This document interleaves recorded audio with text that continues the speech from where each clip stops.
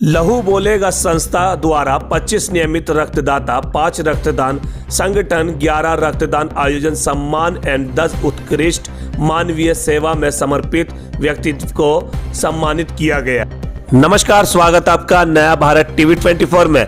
Ranchi press club में रक्तवीर सम्मान समारोह 2022 का आयोजन किया गया, जिसमें 81 मानवीय सेवा में समर्पित व्यक्तित्व एवं संगठनों को माननीय स्वास्थ्य मंत्री बन्ना गुप्ता, विधायक comrade Vinod Singh, Ranchi press club के अध्यक्ष संजय मिश्रा जी, मुख्तार अहमद अध्यक्ष अंजुमन इस्लामिया रांची, डॉक्टर सैयद इकबाल हुसैन पूर्व सीएमओ अंजुमन इस्लामिया हॉस्पिटल रांची, इनके अलावा कार्यक्रम में और भी समाज के ओहदेदार लोग उपस्थित हुए। सुनिए स्वास्थ्य मंत्री बन्ना गुप्ता ने क्या कुछ कहा, सुने जरूर। खास करके नामकरण को लेकर आज बड़े शायराना अंदाज में आप दिखे, क्या कुछ इशारा कहा था?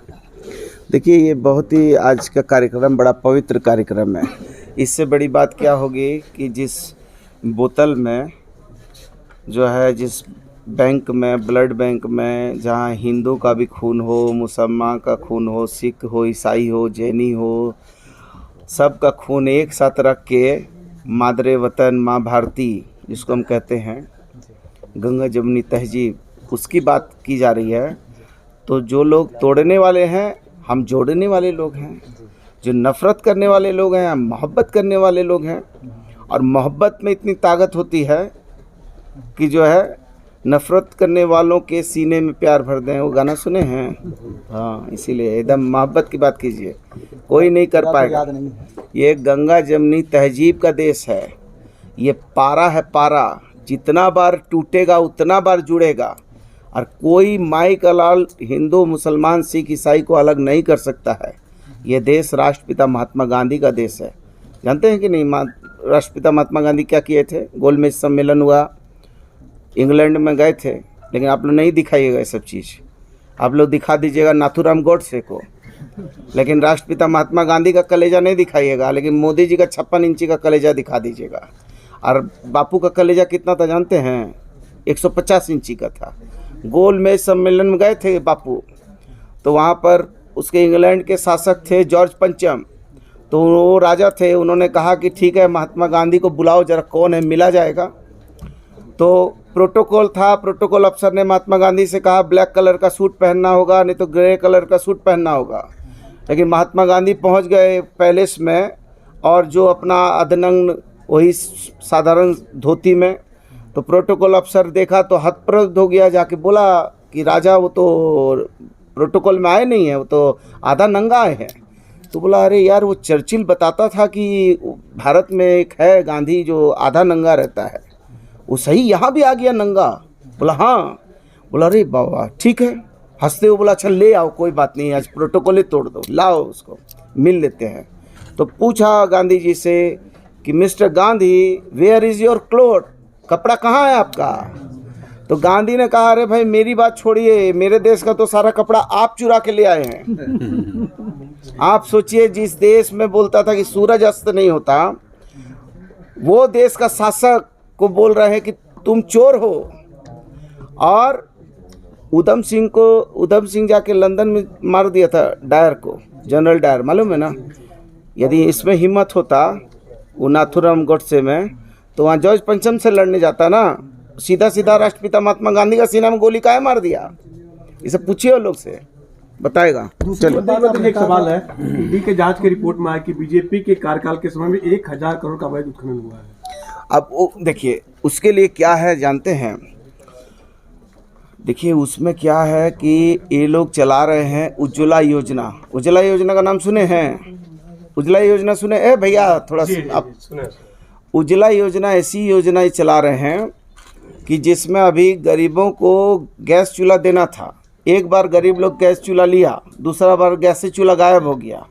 अब उज्ज्वला योजना में वो गैस चूल्हा नहीं है, लेकिन भाजपा का ऐसा उज्ज्वला योजना है कि उसमें चले जाइए और जाकर जितना भ्रष्ट और गड़बड़ आदमी है, चोर है, गंदा आदमी है, वो चले जाइए, वो उज्जवल करके अपना में ले आएगा, उसको वॉशिंग मशीन में डाल देगा, उज्जवला कर देगा उसको। ठीक है, ब्लड से संबंधित कुछ पूछ लीजिए। उन्होंने बताया 9 सूत्री अपनी मांगे बताई आपको। देखिए मैं बहुत धन्यवाद देने आया हूँ नदीम भाई को, लहू बोलेगा इनकी संस्था है और ये संस्था ने समाज के विभिन्न क्षेत्रों में काम करने वाले, उत्कृष्ट काम करने वाले लोगों को चुना है और उनको सम्मानित किया है। ये अच्छी परंपरा है, अच्छी बात है। और वर्तमान में चूँकि राजनीति बहुत गंदी हो चुकी है, इंग्लिश में बोले हैं, थोड़ा फादर बैठे इसलिए इंग्लिश बोलेंगे। बोल सकते सब चलता है। हाँ, now the present time politics is not commitment, it is a dirty management. So my nature, think, thought, living pattern, all are social, and social work is the first foundation of a strong political base. So I am also doing social work, and Nadeem Bhai is also doing social work, and all are committed to social and society. So हम सभी लोग social भी है, society के लिए commitment भी है, इसलिए हम लोग मिल जुल के अच्छे समाज बना रहे हैं, बढ़िया लोग को ला रहे हैं। अंजुमन ने भी कुछ अपनी बातें रखी हैं। नहीं, अंजुमन इस्लामिया एक बड़ा संस्था है और एक बड़ा खिदमत का काम कर रहा है। उनके कई एक स्कूल भी हैं, कई एक अस्पताल भी हैं और निश्चित तौर पर वहाँ गरीब गुरबत लोगों का इलाज भी होता है। तो उस इलाज को बेहतर और बेहतर कैसे किया जाए, उन्होंने अपने स्वास्थ्य मंत्री से अपने विषय की कुछ बातें रखी है। उन बातों को हम मद्देनज़र रख के फिर आगे काम करेंगे। सर, आज प्रेस क्लब में लहू बोलेगा रक्तवीर अवार्ड का सम्मान समारोह का प्रोग्राम था, जिसमें आप भी उपस्थित हुए, शिरकत फरमाए। क्या कुछ कहेंगे इस 2 शब्द? देखिए, एक बहुत अच्छा एक तरह का आज जो मजलिस हुई थी, मजलिस में सबसे अच्छी बात थी कि जितने युवा साथी खिदमत में लगे हुए हैं, गरीब के, असहाय के, कमज़ोर लोगों के खिदमत करने वाले युवाओं को रक्तवीर अवार्ड मिला है। और आपको मुझे देख के बहुत अच्छी लगा कि बहुत सारे युवा, हम बार बार बहुत बात करते हैं कि युवा बहुत समाज की चिंता नहीं करता है, वो घूमने फिरने में लगा रहता है, फिल्मों में बिजी है। लेकिन आज यहाँ देख के मुझे बहुत खुशी लगी कि बहुत खुशी हो रही थी कि इस तरह से युवाओं का इन्वॉल्वमेंट आज भी है। ज़रूरत है उन युवाओं को पहचानना और पहचान को उनको सम्मानित करना।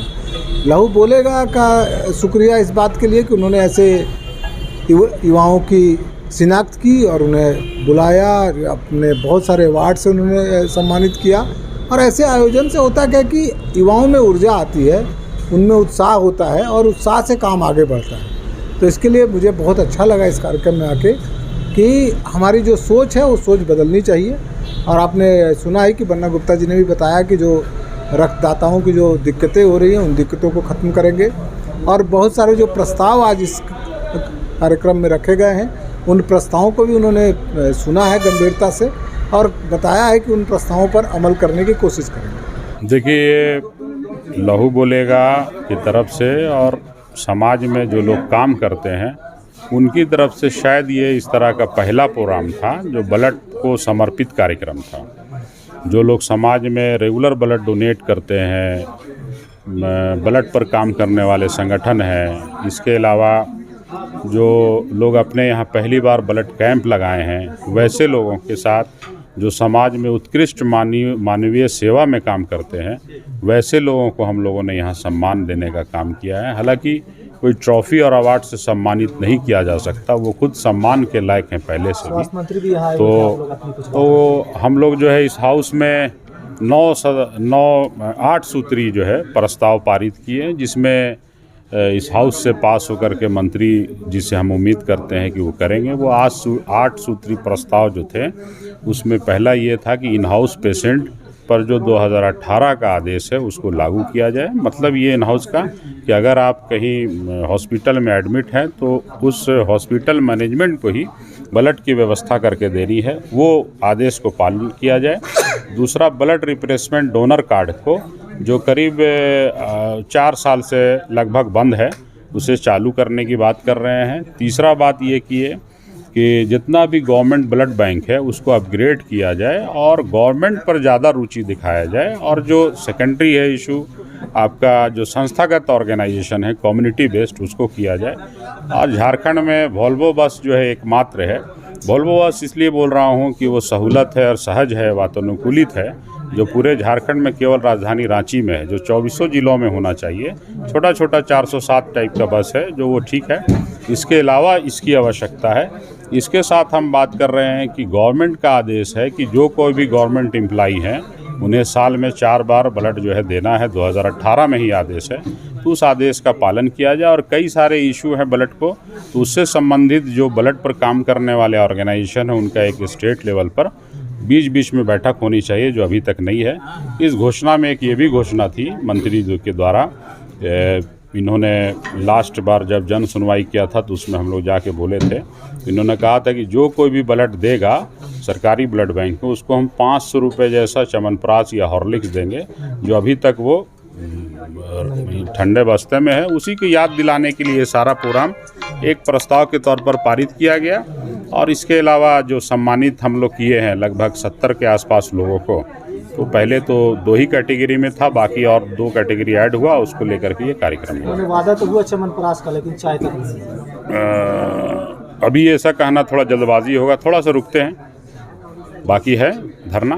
कार्यक्रम के बारे में क्या कुछ? आज जाहिर सी बात है, लहू बोलेगा संस्था की ओर से आयोजन किया गया है और वो तमाम रक्त जो डोनर इंडिविजुअल और जो संस्थाएं हैं जो लगातार बेहतर प्रयास कर रहे हैं, और इसके साथ ही साथ डोनर को लेकर के, रक्त को लेकर के न सिर्फ मरीजों, रक्त डोनरों की सुविधाएं बढ़े, लोगों को सरल हो, सहज हो, इसके लिए यह प्रयासरत हैं। और ये चीज़ ज़्यादा ज़रूरी है, चाहे प्रोत्साहन से लेकर के, अभी भी कहने के लिए तो कानूनी रूप से कई पेपर वगैरह तो बने हैं, लेकिन व्यवहार में अभी भी कोई, खास करके सरकारी हॉस्पिटलों में भी हो, अगर कोई मरीज जाता है और ग्रामीण इलाकों से आते हैं तो उनको जब तक वो खुद डोनर नहीं उपलब्ध करा पाएँ तब तक उनको जो है वो ब्लड नहीं मिल पाता है।